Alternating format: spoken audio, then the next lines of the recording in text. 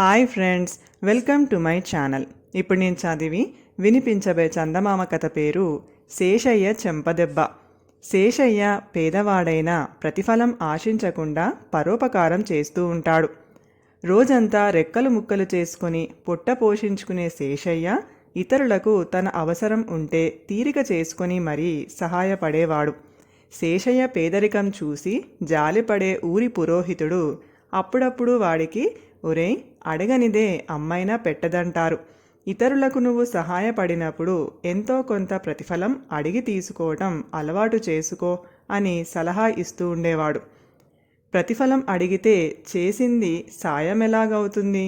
నేను పనికి మాత్రమే ప్రతిఫలం తీసుకుంటాను, సాయానికి తీసుకోను. నా సాయం గుర్తుంచుకొని నాకు అవసరం అయినప్పుడు ఎవరో ఒకరు నాకు సహాయపడతారని నా ఆశ అని ఊరుకునేవాడు శేషయ్య. ఆ ఊర్లోనే రంగనాథుడు అనే భాగ్యవంతుడు ఉన్నాడు. కోట్లకు పడగలెత్తిన ఆయన మహా పిసినారి. ఆయనకు శేషయ్య విషయం తెలిసింది. అలాంటి వాడి చేత ఖర్చు లేకుండా పని చేయించుకోవచ్చునని ఆయనకు తోచింది. క్రమంగా ప్రతిరోజు ఆయన వాడి చేత ఏదో ఒక పని చేయించుకునేవాడు.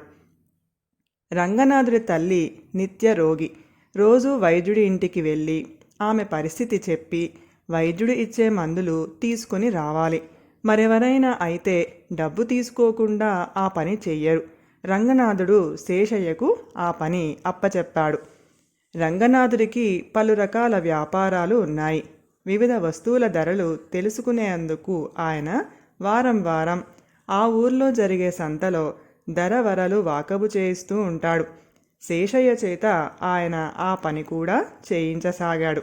అంతేకాక ఇంట్లో వాళ్ళు పెరట్లో అరిటాకులు కోయడానికి, ఎవరింటికైనా కబురు పంపడానికి వాణ్ణి ఉపయోగించుకునేవాళ్ళు. ఇలా ఉండగా శేషయ్య కూతురుకు పెళ్లి కుదిరింది. పెళ్లి ఖర్చులకు తన వద్ద ఉన్నది చాలక వాడు నలుగురిని సహాయం అడిగాడు.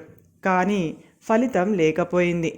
అప్పుడు ఊరి పురోహితుడు వాడితో, నీకు సహాయపడగల సత్తా మన ఊర్లో రంగనాథుడికి ఒక్కడికే ఉంది.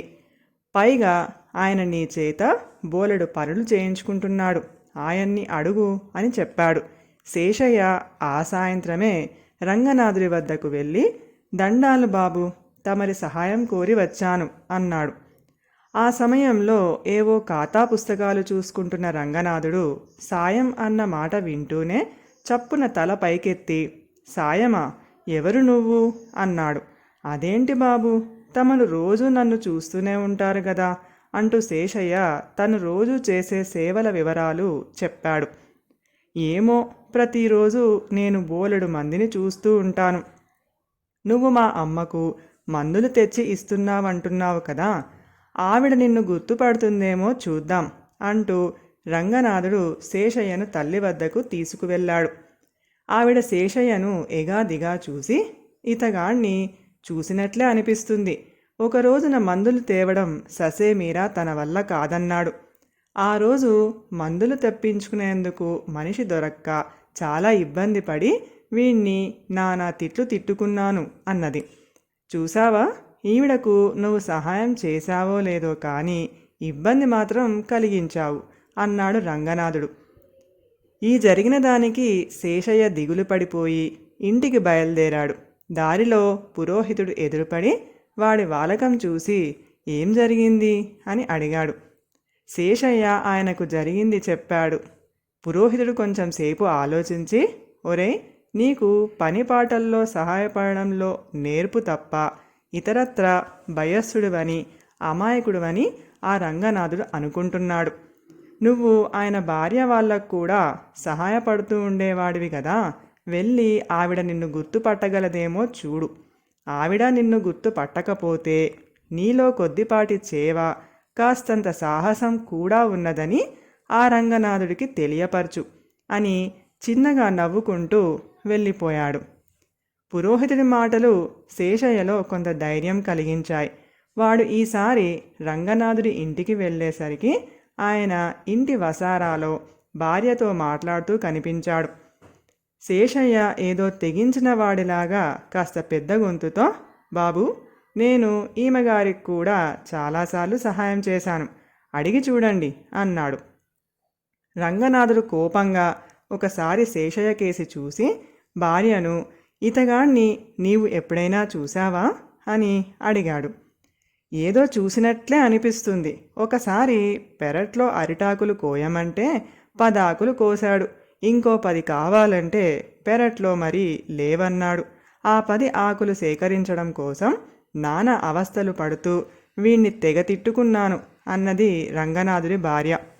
బాబు, నా పొట్ట కోసం రెక్కలు ముక్కలు చేసుకునే నేను వీలు దొరికినప్పుడల్లా మీకు మీ ఇంట్లో వారికి ఎన్నో పనుల్లో సహాయపడ్డాను అన్నాడు శేషయ్య కటువుగా.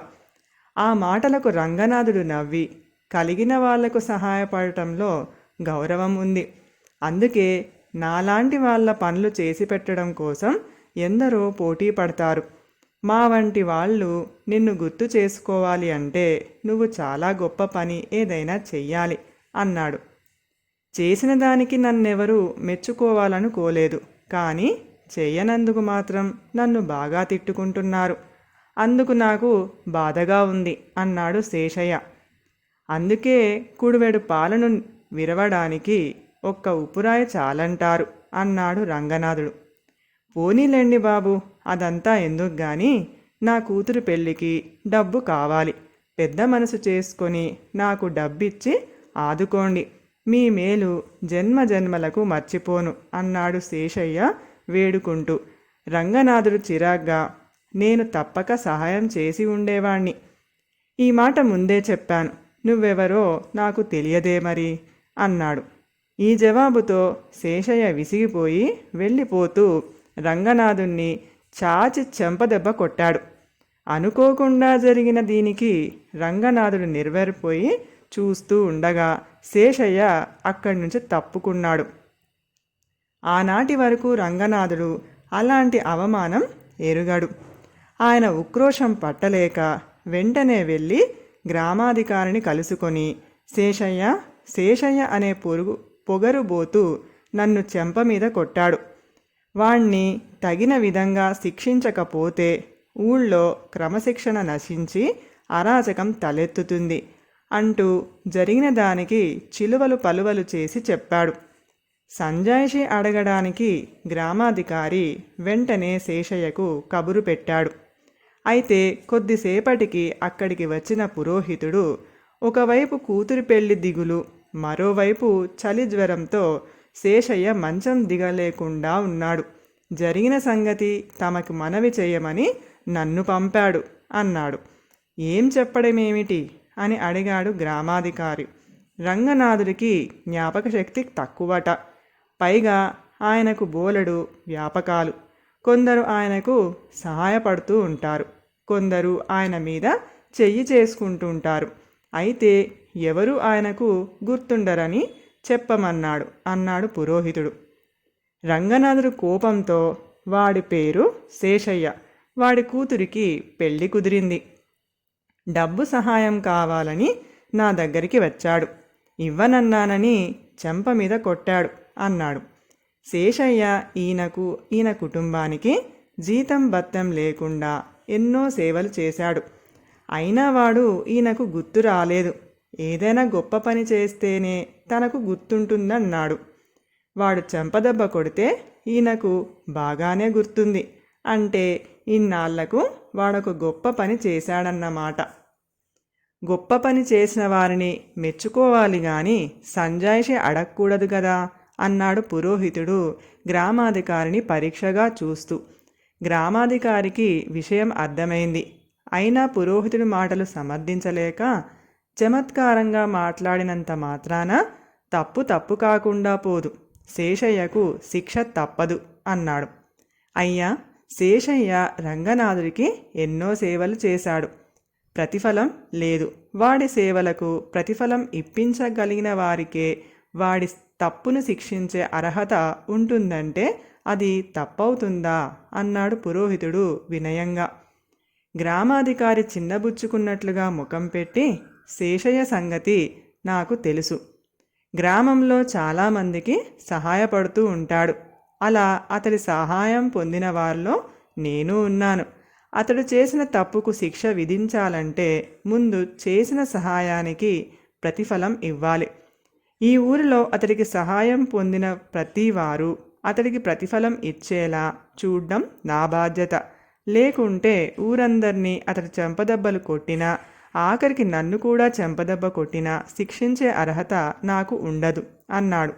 ఈ తీర్పు ఊరందరికీ చెంపదెబ్బలా తగిలింది. అందరూ కూడబలుక్కొని శేషయ్య కూతురు పెళ్లికి సహాయపడాలని నిశ్చయించారు.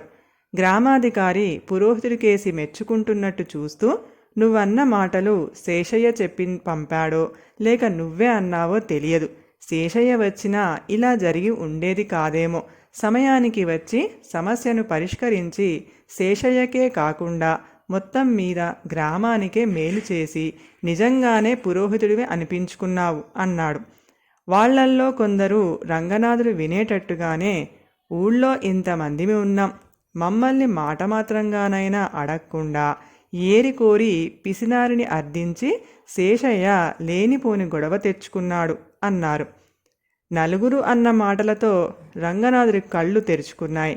ఆయన శేషయ్య కొట్టింది నన్ను కాదు, నాలోని మితిమీరిన స్వార్థాన్ని, నా అహంకారాన్ని. వాటికాకి శిక్ష తగినదే.